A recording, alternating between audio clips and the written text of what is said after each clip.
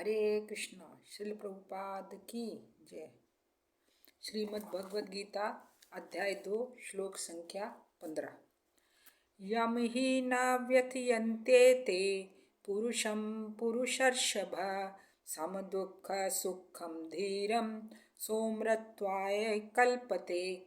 हे पुरुष श्रेष्ठ अर्जुन, जो पुरुष सुख तथा दुख में विचलित नहीं होता और इन दोनों में संभाव रहता है, वह निश्चित रूप से मुक्ति के योग्य है।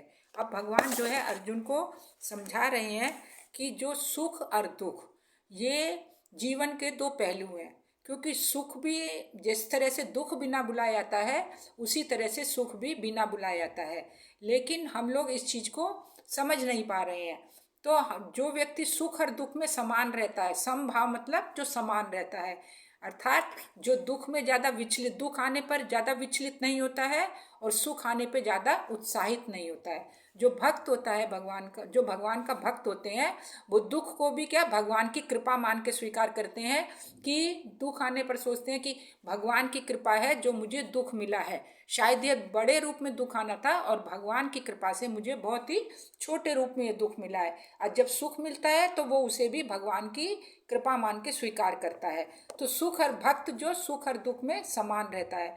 तो भगवान अर्जुन को यही कह रहे हैं कि जो सुख और दुख में समभाव रहता है, ज्यादा विचलित नहीं होता, ज्यादा उत्साहित नहीं होता, तो तुम्हें भी, तुम क्षत्रिय हो, तुम्हारा धर्म है युद्ध करना, इसलिए तो तुम इतना शोक कर रहे हो, इतना विचार कर रहे हो, ये तुम्हारे लिए उचित नहीं है।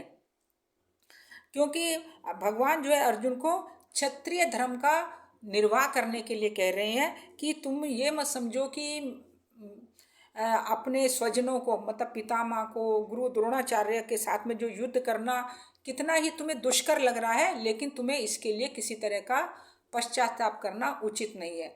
चैतन्य महाप्रभु ने बहुत ही छोटी अवस्था में जो है, मात्र 24 साल की वर्ष की अवस्था में उन्होंने संन्यास ले लिया था, जबकि उनकी वृद्धा माँ थी और उनकी पत्नी जो पूरी तरह से उन पर आश्रित थी, तब उस अवस्था में भी महाप्रभु ने संन्यास ले लिया था, क्योंकि वो एक उच्च आदर्श प्रस्तुत करना चाह रहे थे हम लोगों के सामने, कि उन्होंने इसी को उच्च आदर्श प्रस्तुत करने के लिए उन्होंने संन्यास ग्रहण किया था और वो अपने कर्तव्य में स्थिर बने रहे थे। इसीलिए अब तुम भी अपने क्षत्रिय धर्म का पालन करो और तुम किसी तरह से भी ज़्यादा शोक मत करो, और तुम्हें मुक्ति का केवल